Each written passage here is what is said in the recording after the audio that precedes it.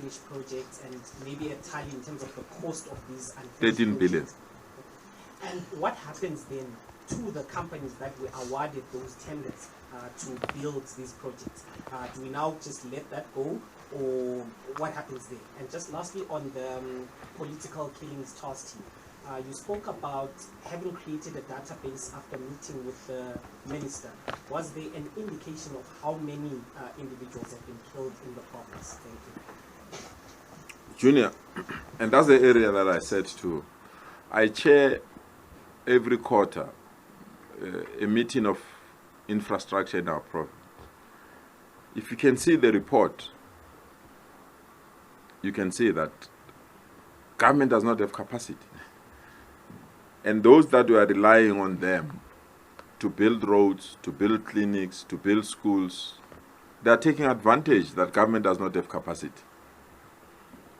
I can show you a list of clinics that if we have concluded them on the basis of the contracts that we've given them to conclude them by a certain period, I'm of the view that we'll not have a problem of clinics in our province. If I can give you the list of schools that are unfinished, and I can give you the contracts where if you give a contract to Junior, Heidi will take you to court.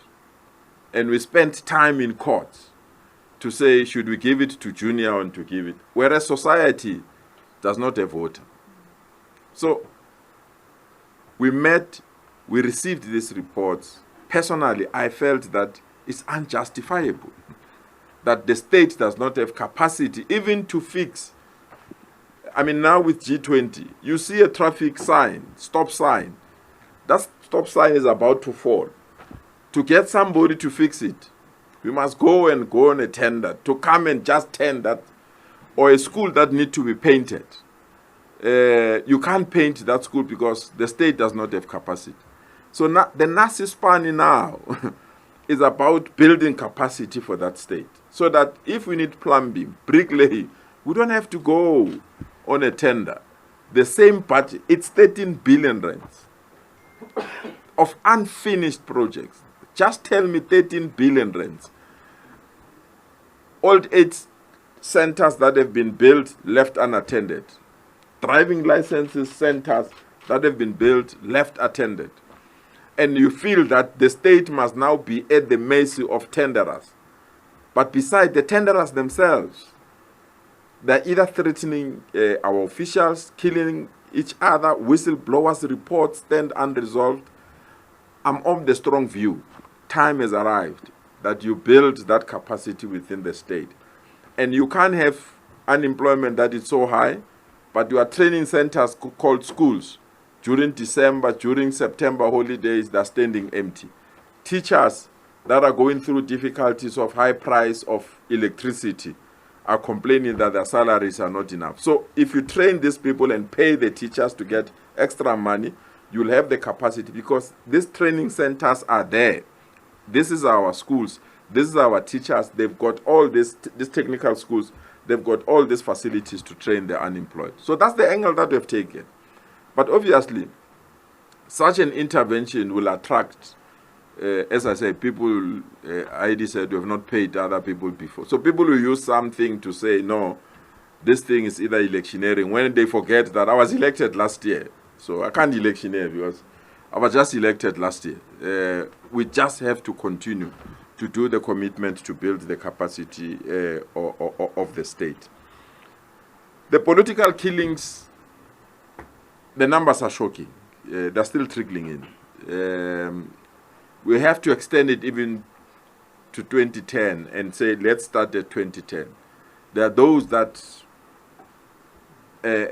stretches beyond 2010. But for purpose of completeness, we say, let's start with 2010 up until now. And there are people that have given us those names. But besides, you know, every person that dies in our country, police record those incidences. So we also received those reports. And there are people that they've just been killed and no one follows up. So we really believe that this political task team, and I'm glad that the new minister listened to us when we requested that we need this kind of support. Unfortunately, you know, the police currently in our country are going through difficulties of commissions, misinterpretation of mandates, and many other things. We didn't want to be dragged there. Our approach was that let's establish a task team in our province, ensure that is appropriately resourced. The terms of reference are clear so that there's no confusion, and we can be in a position to give a deadline to conclude their work. And we are happy that we are on that path. Thank you, Premier. Good morning, Premier. Written from Netwerk 24. Premier, I just want to check with you. The Nasi iSpani program, are there specific background checks that are being done on the individuals that you take into the program? I know we've seen with the crime wardens, for example, you know, some of these crime wardens plowing into people's homes, actually costing the government more money. Even crime wardens being arrested in Palmery, just a story, I think it was a month or so ago. So just on that, just those checks and balances of the program. And then on the coalition in Johannesburg, Premier, is that whispers of instability? How concerned are you? I spoke to the PA, I think it was last week. They said that there's some individuals in the ANC that they term as arrogant. Maybe you have better insight. Are there arrogant individuals? I know that the ANC in Johannesburg is having their regional conference next month as well. Yeah, what's the status? I know the mayor is also the acting MC for transport now. What's your comment on that? And then on G20, you listed a long list of achievements. But Premier, what happens if individuals take the wrong turn? Are there going to be street lights there, or street signs? You know, are we sorted and covered in terms of, or is it only specific routes and areas that are being focused on? And then just lastly, on the taxi violence, I heard you saying this morning that you are for this dialogue initiative, if I can call it that. But with the launch of the GTI unit, you said you are ready to go toe-to-toe with the taxi industry. So are you backtracking on that statement? Thank you, Premier. Let me start with the coalition arrangements. I mean, we're intact. Coalition, by their own definition, they are fluid. It literally changes every day. And sometimes you commit mistakes that creates uncertainty. I'll give you an example. Yesterday, they were voting for the chief whip. The coalition of Johannesburg stood firm together. We voted for the chief whip of a political party that we thought that will assist us as part of the government of local unity. And that chief whip was voted in unopposed, demonstrating that we are working together. But the reality is, the movement of Kenny Kunene as an MMC of transport in Johannesburg have raised tensions within the political parties that feel that the post need to be filled in a particular way.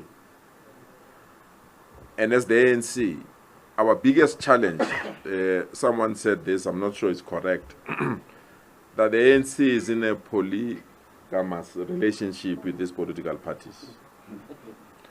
Because all these political parties want to have a relationship with the ANC. They don't want to have a relationship with all parties that are part of government. So each political party wants to negotiate its interest with the ANC. And in such an environment, it becomes very difficult for the ANC to satisfy everyone.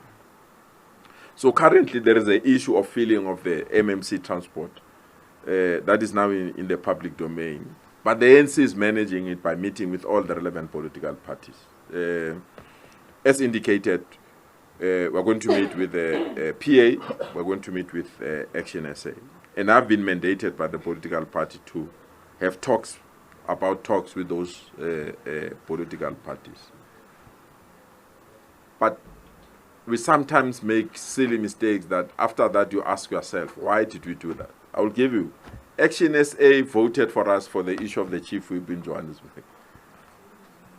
But after voting for us, because Action SA is not sitting in the meetings that other political parties are debating. All the chairperson of Action SA were voted out after they voted for us. I mean, how somebody gives you a vote and then we remove them. So those are kind of tensions that I'm talking about that we are trying to manage and to rectify. And we'll meet with the leadership of Action SA to rectify that part. The political conferences that are taking place, we are happy that Ekurhuleni has concluded one.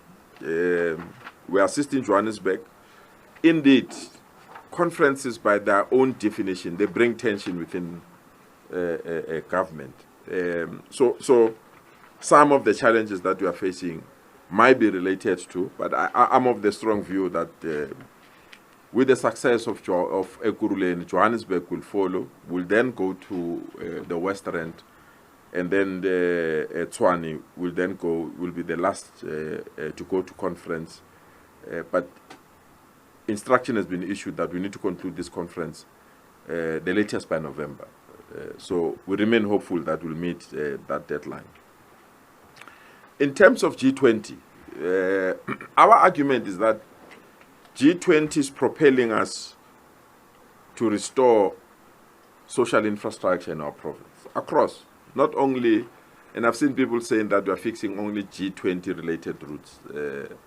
We're not fixing only G20 related routes. We are starting somewhere and we want to go up until the last street that needs to be fixed. In our meeting yesterday with the executive mayors and the national government, we argued that even after G20, this committee that is resolving issues must continue, because it's quite clear that it's working. We've been working with difficult municipalities. Now that all municipalities feel that they need to contribute to G20, it has made this relationship easy. And now we are willing to go beyond the G20 to resolve some of the issues. But the preparations, I can tell you, are spot on. We have also, in an advanced discussion with what you call road apps, you know, when you come to a country, you put an app to take you, yes.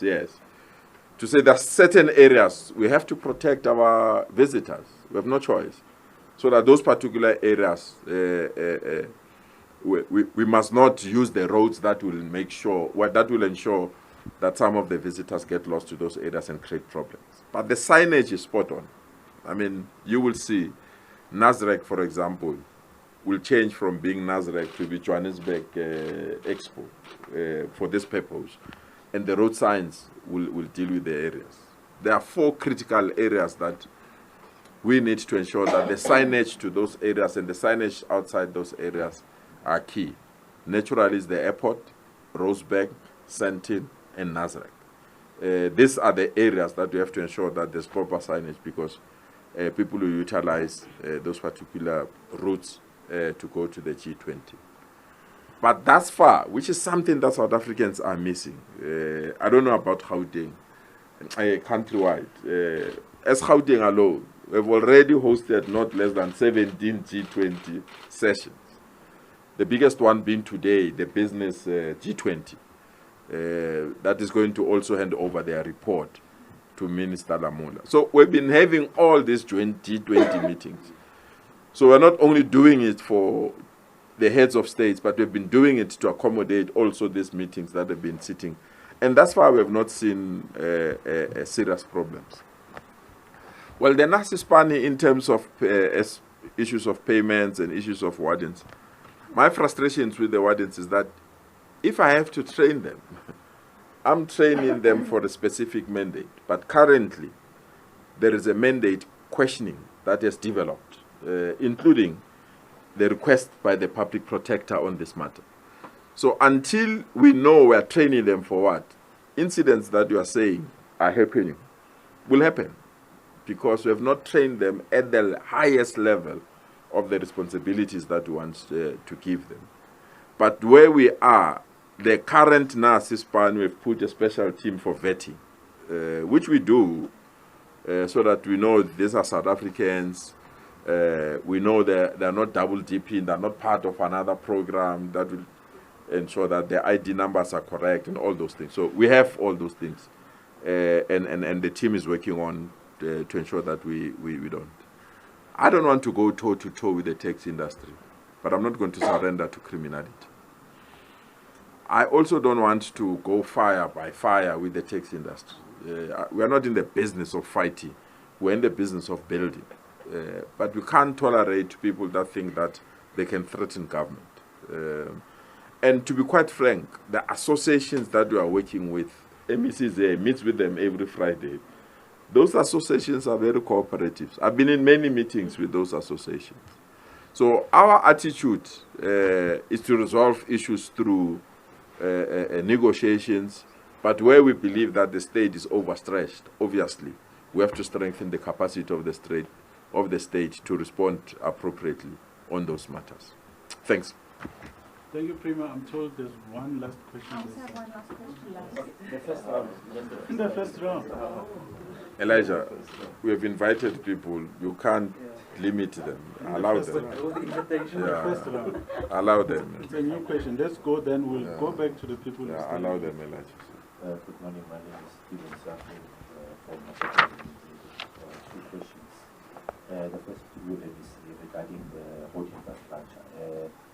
Do you believe that there is organized crime that is working particularly in the CBD, northern suburbs and out the inner city, that is deliberately breaking our robots and traffic lights? Because as of now, we've launched several programs where you have taken the initiative to fix these street lights. However, behind you, there's people who are also deliberately breaking them, like, for example, just tilting the robot to the side, at least it won't work, or cutting the pole, the yellow pole, completely with a grinder. Who don't know who comes with a grinder in the middle of the night and cuts those robots, particularly in the inner city. So if you believe there's organized crime behind the vandalism of streetlights. And then my second question is to you, Premier. We saw that Nasi is launching again on Saturday. Just want to know what's the difference between that and Ikash Nolova last year. Because last year we saw that it was continuing, about 3,000 candidates were recruited, and up to this year I think some of them are still employed. So is it a continuation, or is it another relaunch or another approach to what is already existing? And then we saw also that in the poster that is publicized, there's no mention of the local municipality or any area, TVET college, technical high school or high school that is mentioned on the poster. We just want to know, is that a technical area type of some sort? Was it deliberately saying that this one is not going to be seen? Thank you. Okay, great stuff. Let's take new hands now. So, okay, let's go this side. Heidi will come to you. Let's go this side. Let's take new hands. We need new voices. Thank you. Maybe Premier can respond to that in the meantime. Okay. No, it needs the MEC. the MEC. Thank you very much. No. Let me allow the yeah. Let me see. It's temporary. I'm still the premier. I don't want to be a premier. It's a difficult job. Thank you very much for the question. I thought you were going to say thank you very much, Department of Roads and Transport and the municipalities for doing a great job of fixing the roads as well as the road furniture that we find in our province. And I must really thank the executive mayors and MMCs in our cities. They've really jacked up and we are fixing.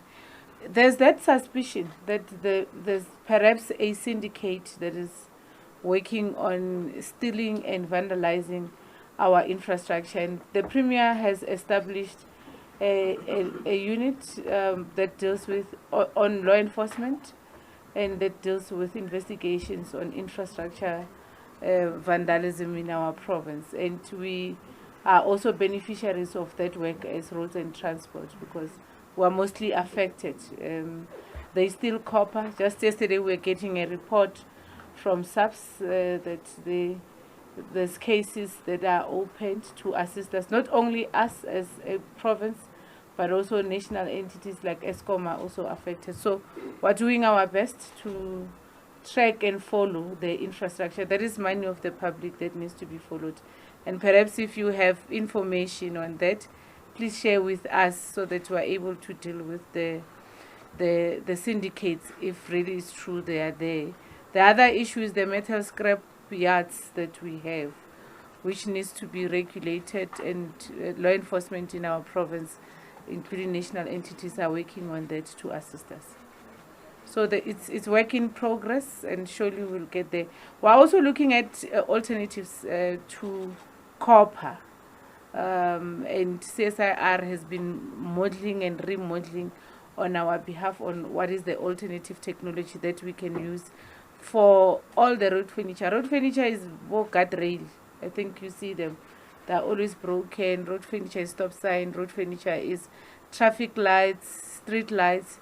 So we're looking at alternatives that we can use. This is a highly regulated area. You can't put concrete as your guardrails because concrete kills people. But then they still get stolen at the same time. So we're looking at alternatives, and we trust that institutions of higher learning that we work with, as well as the CSR, will come up with alternatives for us. Thank you very much. Thank you, Nasi. While the Premier returns to his seat, can we take that question? Good morning, Premier. It's Sebahanga from Wine News. I just wanted to ask in regards to Nasi, what measures will be put in place to prevent any potential politicization in selecting individuals for the training program, since you've mentioned that critics have slammed the program as an electioneering gimmick? And also, mentioned the issue about the alarming trend of informal settlement.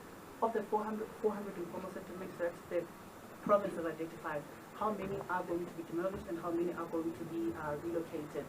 And you've also touched on that there's elements of organized criminality within that trend.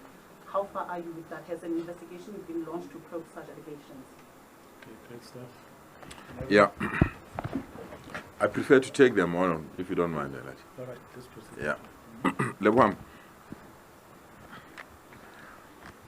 in our country, I've learned, you do something, you are damned. You don't do it, you are damned. Everyone complains about jobs. Everyone complains. So our people are not working. You create job opportunities, you are criticized. People said that we are doing this thing because there were elections last year. We're doing it even beyond elections. So, and as you are saying, they're saying we are politicizing this thing. The people that have recruited, all of them, if we're politicizing it, I will not run a coalition government now. Because they would have voted for us. So that we're in government without coalition. So it's just something that I don't understand in most instances when people criticize us on some of the work that we are doing. Because I'd rather be criticized that I've created an opportunity for someone that had no opportunity. Because if you don't do that, these are the people that will create a crime and other things. We've got 9,000 crime wardens. 2 years ago, they were doing nothing. Today, they can take their children to school, they can feed their families, they can buy Christmas presents. That's how economy functions. And all of them, I don't know them. So I didn't identify them. And I don't know even their political affiliation, because in the forms that they fill, there's nowhere that say political party affiliation. So the accusations are not only baseless. I sometimes feel they're mindless. It's people that don't want to read. We have a problem of unemployment. And everyone, when they go to a public platform to complain about this government, the first thing is youth unemployment. And if you introduce programs to tackle that youth unemployment, you are wrong. I'm running out of words because I'm one person that is passionate about skills development. I really believe that if you can't get education right, all other things are the after effects of not getting quality education. And we need to get education right. And that is why some of us are strong proponents that where quality education is must be accessible to everyone. It must not be a terrain of the privileged few. Everyone must access quality education because it's majority that are unemployed. And if they get skills, if they get quality, then we'll not be in a position to have this kind of inequality that we are having it. So Our commitment to iSpani remains true, and our commitment to iSpani is not political, and our commitment to iSpani is to build skills for our people. He's right, Stevens, that we have a crash no over, where we registered everyone. The people that registered for that crash no over, they said, I don't want a job, I want a skill. And these are the people that we're picking up to give them a skill. They say that if I can be a professional plumber, I really believe I can replace these foreign citizens that are in our country undocumented that are doing this plumbing job. And we are putting it. I'm going, I don't know, Elijah will tell you the day. One morning, you know the people that are carrying board, I'm a plumber, I need a job, a bricklayer.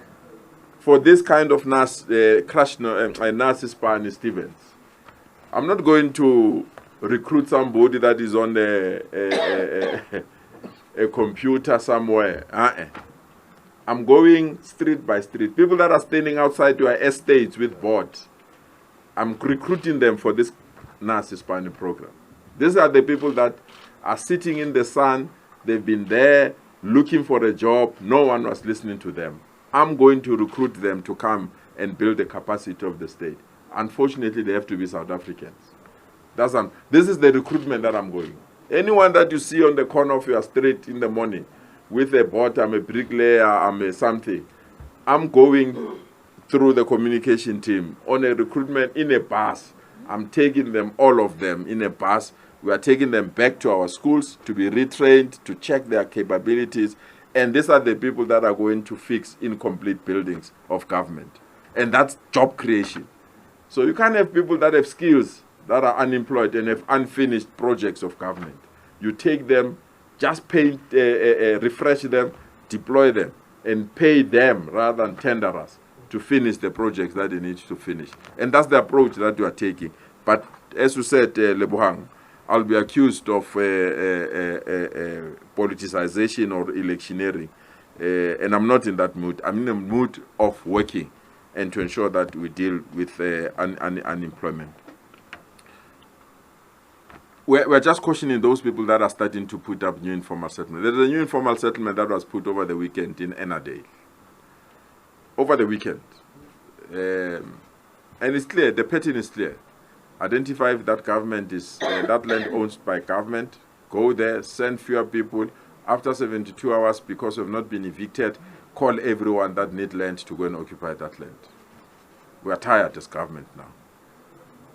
We'll deal with that situation because it's quite clear that this syndicate thinks that they can collect money, invade land, and nothing happens to them.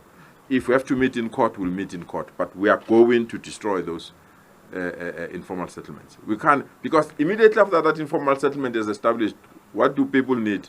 They need water. They need a school. They need scholar transport to be taken to the nearest school. They will then come and say they need sewer. They need roads.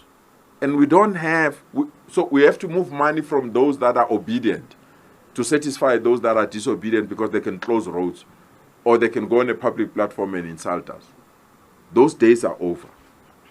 If there is an informal settlement that is not recognized, that is not registered, that we have not given it the go-ahead, as I'm saying now, we have resolved as government, those informal settlements must be crushed.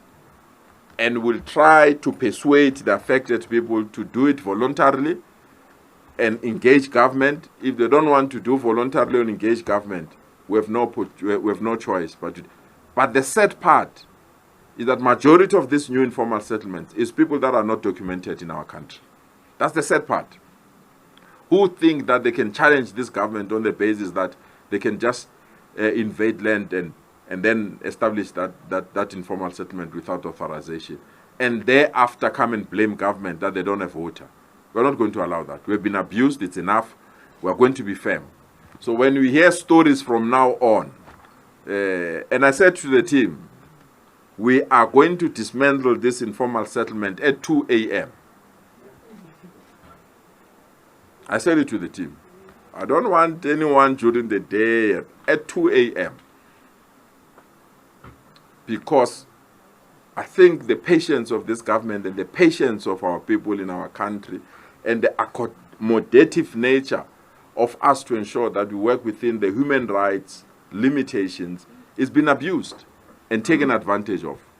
And therefore, we are pulling all, what we are doing in this one in particular, all municipalities, all the law enforcement agencies, we are going to hit one informal settlement by time. All of us. It's not going to be Ekurhuleni alone. If you are going to Ekurhuleni, we are bringing Johannesburg municipality, we are bringing Tshwane municipality, Sidibeng municipality, we are bringing all the law enforcement agencies. We go to that area at 2 a.m. Don't ask me why 2 a.m. At 2 a.m. and we are going to deal with this informal settlements. We can't be taken back when we want to develop our province. And we can't allow people that think that they can bypass processes because they think that they've got an organized syndicate to do all these wrong things. So that's our commitment, that we're going to work on it, the way we've taken the decision to work on around them. Neria, you have the microphone. She has the microphone. They will come to you, colleagues. Oh, Neria Tlhapotsa from the SABC. Really, I'm going back to the issue of the informal settlement. Where will the people go if you remove them? The Kampepe report is clear that there's a shortage of housing in the province and hence the hijacked buildings, among others. Where do you expect people to go when you remove them? The second one, in terms of preparations of the G20, among others, you were talking about the achievements, the potholes, the traffic lights, and etc. How much have you spent so far in that preparation? And lastly, I just want to press you a little bit on the political killings, and you also added the taxi industry killings to that. If you say from 2010 to now, do you at least have an idea, percentage, number, that even makes you want to even have a task team for that matter? Because I think if we say from 2010 to now, we should have a rough estimate that's pushing government to be happy about the establishment of the task team. Neria, we've asked the police to give us those statistics. I think they will. And we've also asked correctional services, because they also, on the basis of people that have been arrested, they've got those statistics. We've arrested municipalities, because there are many officials that work for municipalities that have been killed for that information. I mean, there was a city manager in one Sidibeng district manager that was killed in a mall. And that person still, the case has not even reached the courts. We don't even know who killed them. They have also asked Salga, that is dealing with the councillors. There are lots of, in Tshwane, we don't have less than 12 councillors that have been killed. The last being 2 months ago. In Johannesburg, were 3 councillors that were killed in the last 6 months. So we just want to consolidate the figures, and then we'll give them to you. I can say it's 200, only to find out by the time it comes, it's far ahead of that, and you will say that I've misled society.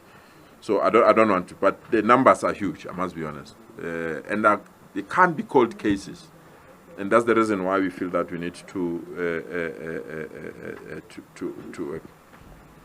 Neria, our approach is very simple. There is a waiting list. You don't jump the waiting list because you can invade land and come and say, if you remove me, where do you take me? If you are on the waiting list, our commitment is to ensure that you get the house properly procedural. So any other person, especially those that are not documented South Africans, we have no responsibility. Our approach is simple. The housing waiting list is for South Africans. And we don't want people who are not on the waiting list. Because they're not on the waiting list, they think that the shortest possible way is for them to create. The Kampepe Commission does not encourage land invasion. It just brings the urgent need for us to invest and increase our budget in low-cost housing, which is something that we're doing. Tomorrow, which is my birthday, I was supposed to enjoy my birthday, I'm handing over houses to people that are on the waiting list in that area. Where's that area? Tomorrow. You can join. So we do this, we give people houses. But we can't tolerate, and we've changed our housing policy, for example. We know if people have to wait for an RDP house, it can take long. There are young people like yourself, Neria. If we can give you land that has water, electricity, and sewer, you can build your own house at your own time. You know that you've got it. So we're doing that, we're accelerating that. It's a mega housing and things. The problem we have is people that know that they don't qualify to be on a waiting list. And the shortest way that they want to do is to encourage this informal settlement. they've abused us, it's enough. We want to ensure that this culture comes to an end, and we are ready to confront them at 2 a.m. We are ready to confront them to deal with that with that aspect. I hope I've responded to all your issues, Neria. The amount for G20, how much so far? Well, we've used our current budget. I think MEC, in the budget, we allocated you additional amount of money for traffic lights, road infrastructure, and other things. And MEC for environment, DG, yes. We gave additional money for cleaning. And MEC for community safety, his name is Panyaza Lesufi, we gave him money for law enforcement. And there's MEC responsible for what other area? Health, because our hospitals need to be ready to respond to emergency. So it's quite an amount of money that is within our budget. I think Treasury can give you those figures. So we're using internal capacity where we can. But as I said, we don't want to say it's money for G20. It's money to beautify Gauteng. And we are ready to ensure that even beyond G20, we continue with this program. Thank you, Premier. There's one more question. Premier, in the room, please allow me to greet you all. Thank you. Premier, it seems Nasi Spani is popular this morning. Premier, sure. My question is, 2 months back, there was a march to this office. People with the black cards. Yeah. It says, as iSpani, we are out of the country. Yeah. They've handed over the memorandum to the acting premier at that time. Yeah. Faith Nasi. Those that were in that march, they're not blaming me per se, but those that are administrating the process of recruitment and the DGs. Yeah. So did you respond to that? Yeah. And going forward with this Nasi Spani launch, going forward, how are you going to handle it to make sure with those allegations that it's not happening, as they are saying that you, as we are saying to us this morning, that you want to cover each and every corner of your province, not only certain people, that they must be recruited. You'll answer on that one. On political killings, the top cop from KZN, whether fact or speculation, your province was named in that press briefing. And it happened a few weeks later, and as you were saying, that some politicians are in the pockets of the criminals. Now, we all know that one of the politicians was arrested. He was not arrested actually. When they go to arrest the criminal, he was found in the property. It's a fact, and they resign as we speak. So, what will be your response? As you know that even the security cluster, you recruited to your office. So, based on that, what is being said? What will be your response? To you by shock? And what will you talk to that? And the last one, we just talked about the concept that it was successful in the Gauteng. Prima, if you can tell me, the Gauteng teams, they are dominating the finals. Yes. But now, they are not hosting those finals. Yeah. Why? Thank you very much. Well, definitely, Sekhukhune, Kaizer Chiefs, Mamelodi Sundowns, and Pirates are doing beautiful. The team refused. I wanted to add it in my statement.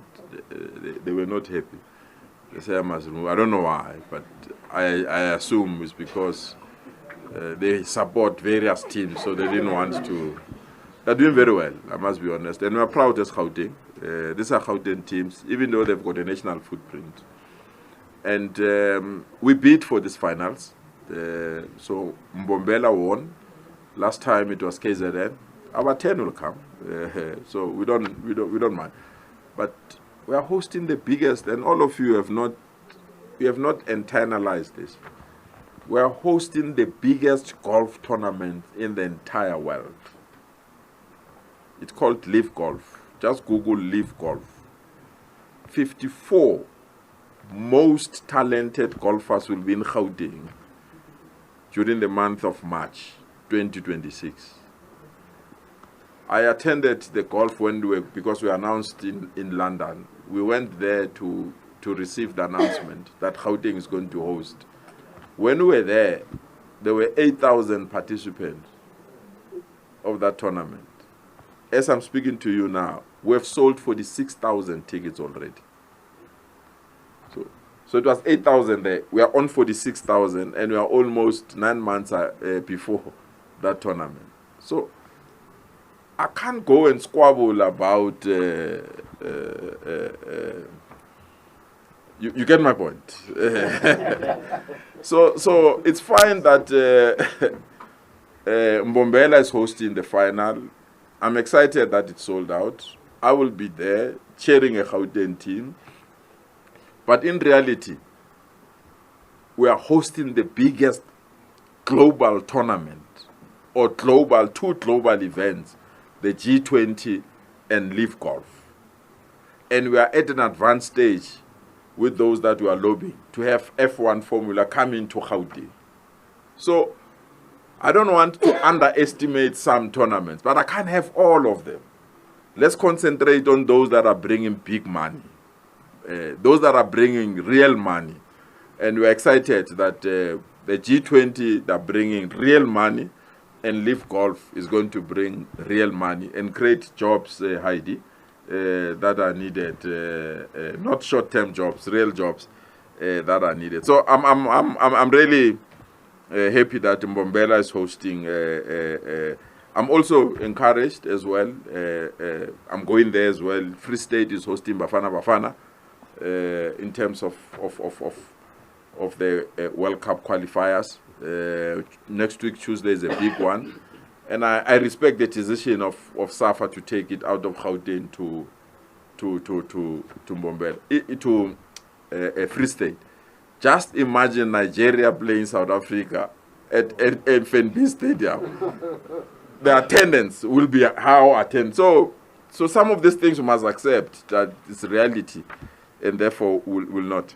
The KZN team, the commissioner, mentioned the good work Gauteng team was doing, and they were requested to join us as a backup. And when they arrived here, they established that the situation is under control and Gauteng is dealing with it. So there's nothing negative about Gauteng in terms of the statement, that popular Sunday press briefing by the Provincial Commissioner of KZN. We learned on their workings so that we must not repeat the same mistakes. And that's the reason why our own political killing task team, we need clear timelines, clear terms of references, clear resources, so that they can execute this responsibility as quickly as possible. Because that's why it's called the task team. It's not a permanent feature, so that we can be in a position to ensure that it comes to an end. So we really believe that we are on the right track in terms of the work that has been done. I know all of you were disappointed when the political person was found at the scene. All of you assumed that is an ANC person. All of you, without exception. And when you found out that is not an ANC person, I could imagine how disappointed you were. So I'm not going to enter that debate or why Kane was there. He has taken a step back, and we respect the decision of PA for ensuring that he steps aside. But our political task team will do political work. We are only motivating for the taxing killings to also be incorporated so that we can resolve this matter once and for all. Elijah? Clayton? Nasi Span. We said what on Nasi Span? The match? No, I mean, I received many matches in my office. There was one political party that was crying at the wrong funeral here. They came here, they cried, and I told them, you're crying at the wrong funeral. It's not my mandate. Similarly, the match that came here, you are right, it was not directed at me. It's young people say they're unemployed, and that is why we are responding through the Nasi Spani. We are taking this weekend alone 45,000 young people that were unemployed this week. 45,000 of them, after this weekend, they're going to get something every month. And possibly, they're going to be absorbed in government so that they can fix the infrastructure that we're having challenges with, which is a permanent removal from the unemployment list. And also, Heidi, we are the only province. The last quarterly statistics that was released by Stats SA, in terms of employment, Gauteng is the only one that led with additional numbers, even though unemployment is still high. So we'll continue to deal with Nasi in that fashion. And I don't mind when people march to my office and raise the issues that they've raised. It propels us to always ensure that we are on the right side of the issues that are raised by our communities. Thank you very much. Let's come back to Brayton. Premier Brayton from Netwerk 24. Premier, just I think it was earlier this week, not too far from here, the Lillian Goy street was reopened. Does that project get the stamp of approval of the Premier of the province? I was not invited. And then, sorry, just the second one. 3 years ago, the Boxburg explosion, I visited some of the victims' families yesterday, and Premier, the project is still incomplete, the bridge is still, very little work has been done. What's the update on that project? Thank you. Unfortunately, I can't comment on it. I was not invited at the unveiling of this. I've not been there. And the Boxburg one as well is a municipality issue. I know when it exploded, the municipality committed, but it had also Prasa because there's a railway line there. So I need to check it. I'm glad that we have contacted the relevant people. Maybe the information that we've captured, you can share with us to check whether we can follow it up on it. What I know is that the law enforcement and the judiciary or the courts, I still feel that they let us down when the person that was involved and the company that was involved in this explosion was left to move scot-free. I really feel that that was a miscarriage of justice. Heidi? I just have two last questions. The first one is, I don't know if you mentioned it, Premier, but are you going to be taking action against certain individuals regarding the Usindiso fire? Because when I had the mayor on my show a couple of weeks ago, he said that there's going to be a collective accountability and responsibility, but the report fingers certain people. So what are you going to be doing about that? And then just lastly, the province is going through a bit of a lot at the moment because a chopper has been deployed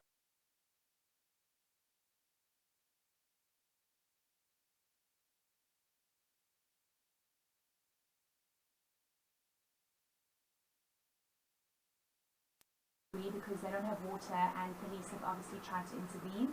It's not just in Ondekas, but I think across the province there are still water challenges. And as a Premier, what are you going to do to make sure that everyone has water? Thank you. There should be water. And I honestly don't understand that it must take our communities to protest for them to get access to water. I'll engage the municipalities. I was not aware. I'll engage the municipalities. And they have to provide water. The only area that I'm aware that we've been working on is water in Sentin City. We went there with the DG and the team.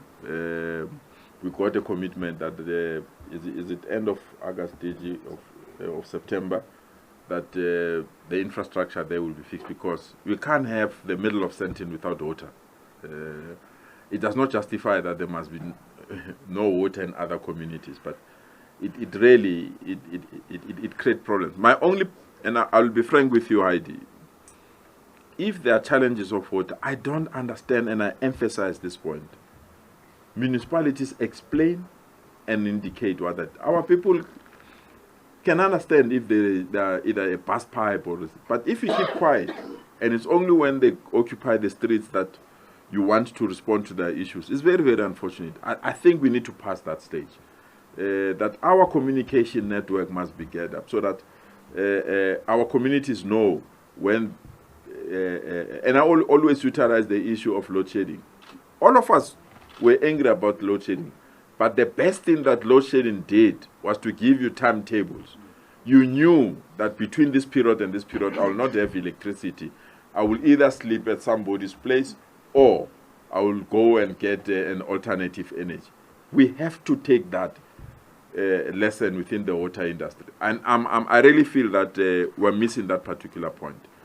If there is no water, communicate appropriately to a constituency and indicate that there won't be water. And people don't mind. They just want to know, if there's no water now, when will it come back? So that they can be in a position to put alternative plans. This thing that people must go to the streets, occupy street, bend tires, send choppers, before we can respond to a simple question. There is a bus pipe, or we're doing maintenance, or there is illegal connection, we are removing illegal connection. We really have to go over this kind of attitude and ensure. So I'll check with the municipality. Fortunately, the acting mayor comes from the IFP now. The mayor is outside, and I must congratulate him. He's getting his master's degree in London, and I really feel that we need to congratulate him. I'll speak to the acting mayor to deal with this matter. You know, I don't want to take responsibility for things that are beyond me, Heidi. Usindiso, the report is very clear. There is a gentleman that is currently in court that set the fire about Usindiso. And that gentleman came to the commission and confessed, which is the major success of this commission. That if we have not established this commission, even today we would have not known who started the fire. So why should I take collective responsibility for that? But on issues of buildings and other things, and the people that have been mentioned, I think I watched the executive mayor in my interviews. I think it's a correct approach, that those that are mentioned must take responsibility for their actions. But I'm glad that when 77 people died, I didn't look away and said 77 people, I don't know who they are, let life proceed. I established this commission under severe criticism, another commission. But I felt there must be a closure to the families, and they must know what happened. I'm glad the second part of this report will be released tomorrow, and then people will have closure, and then they can take it forward. I know the other people that are asking for compensation and other things. It's a different ball game. My mandate, or our mandate, was to ensure that people know what happened and people know the status of buildings across the CBD. We now have that information, which I really believe it was why we established this commission. All right, great stuff. Thank you very much, Premier. It looks like Heidi's was the last question in the room. Thank you so much. Follow up on this. Well, the school list is long, man. TJ, I know the one that they had in the public space. I think that you put almost 8 or 22. Yes. I'm not sure there's a technical school because we're utilizing technical schools. Khalif will take you through. We are utilizing technical schools for now. We are going to utilize TVET colleges and varsities during the month of December. But it's technical schools, so not every township has a technical school, and that's the reason why. Thank you very much, Premier. Thank you, colleagues. We appreciate the 1.5 hours of engagement. This is a special next time. Thank you. Thanks. David, no, it's only tomorrow. Yeah. And you'll see the entire Gauteng will come to a standstill.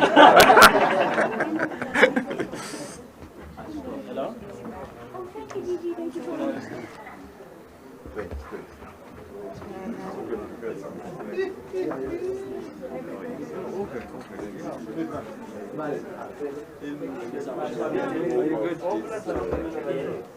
good.